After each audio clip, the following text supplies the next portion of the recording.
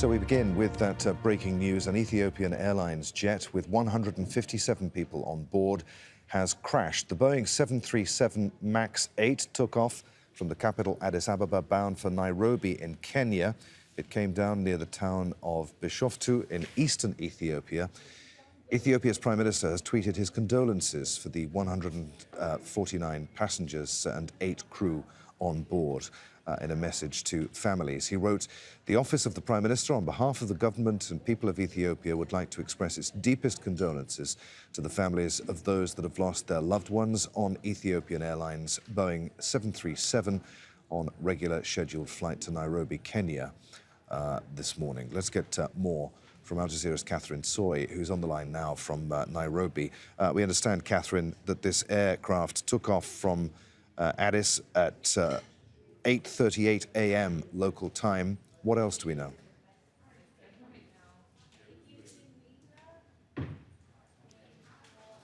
Catherine, can you hear me?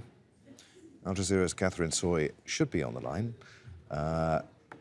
She isn't. I think we can talk to Alex Macheras, who's an aviation analyst who is joining us now via Skype from Malaga in Spain. Alex, good to have you with us. ETAVJ, this aircraft, it was a Boeing 737 MAX 8. Am I right in thinking that that's the same kind of aircraft that crashed back in October, the Lion Air crash in Indonesia?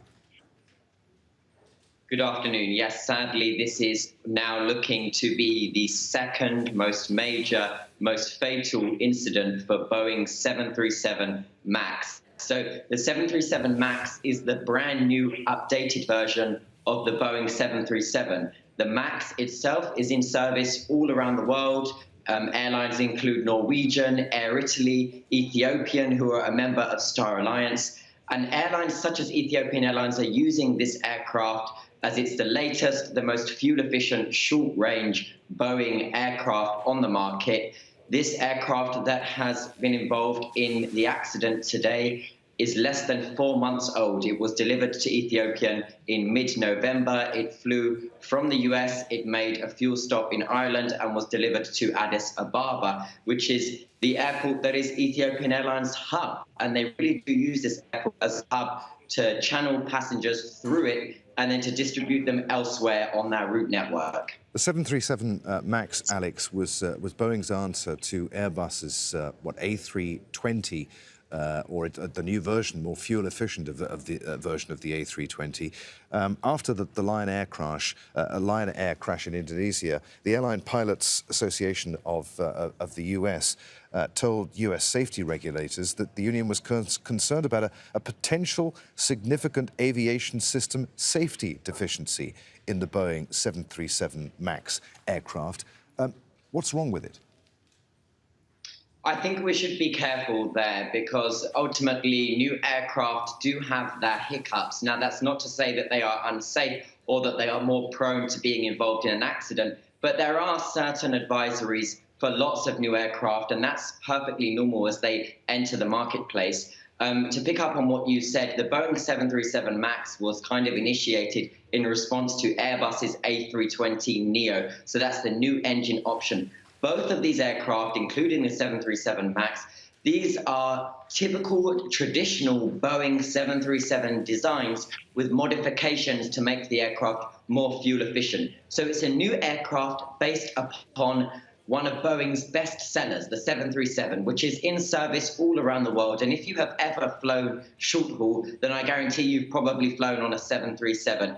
It's a popular choice of the airlines. It's a very safe aircraft. But of course, there are now questions, and this will send jitters across the industry, as this is a brand new aircraft that has now been its most second fatal accident in the space of less than 5 months. The first one, of course, was the Lion Air 7 that was just in October, late October. I suppose one of the things that makes this aircraft so attractive for airlines is that if they've already got a 737s in their fleet, this brand new version of it, even though it has new systems in it, doesn't require the pilots to undergo expensive training courses in order to be able to fly it. In theory, they could just relatively simply go from one version, the older version of the 737, to this new version. Absolutely, and this is what Boeing specialized with the 737 MAX. Commonality is key, and so there are no real significant changes when flight crew are converting from the existing 737 to flying the 737 MAX. There is a very short course involved, and for this reason, it's very economical for the airlines. But again, this is very normal. Airbus do exactly the same. They all want to focus on commonality. Ultimately, it helps that bottom line financially. But to bring things back to Ethiopian Airlines, they have taken an array of new aircraft. And what's important for their airline, and for this airline specifically, is that they need aircraft that they know can be proven to work very reliably from Addis Ababa airport, which is ultimately, on the scale of things, very hot and very high in altitude. So when I met with the CEO of Ethiopian Airlines in China in September, he was explaining to me that not all aircraft available on the marketplace was an option to Ethiopian, because not all of them could demonstrate their reliability from an airport such as Addis Ababa, which ultimately in altitude is significantly higher than wherever landing from across the world. So for this reason, this airport is quite specific in its needs and requirements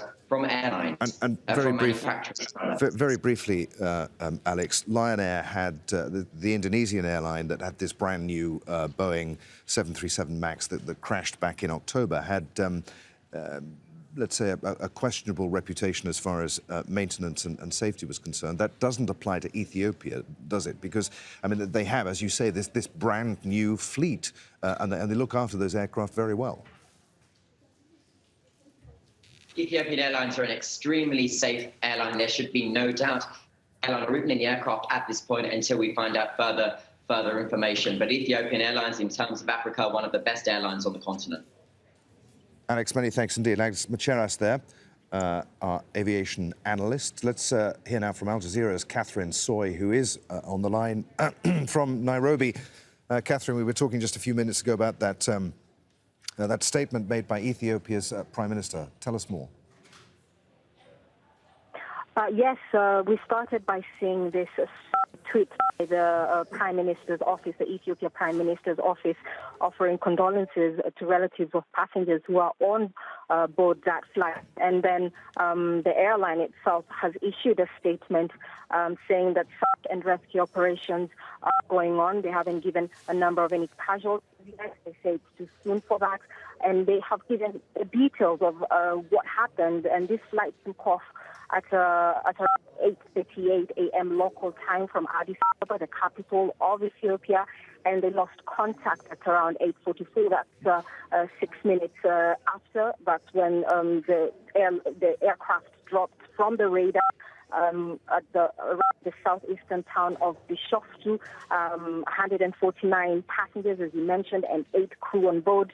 The airline saying that a passenger information center is being set up, and a distress line as well, where relatives who are trying to find out what has happened to their loved ones are supposed to get in touch with that line just to find out what's going on and to be updated about what's going on in this search and rescue operation. All right, Catherine, many thanks indeed. Catherine Soi reporting live there from Nairobi. Just to recap then, Ethiopian Airlines flight number ET302 with 157 people on board, that's 8 crew and 149 passengers, has crashed shortly after taking off from Addis Ababa bound for Nairobi in Kenya. The aircraft registration number ETAVG was a Boeing 737 MAX 8 delivered in November last year.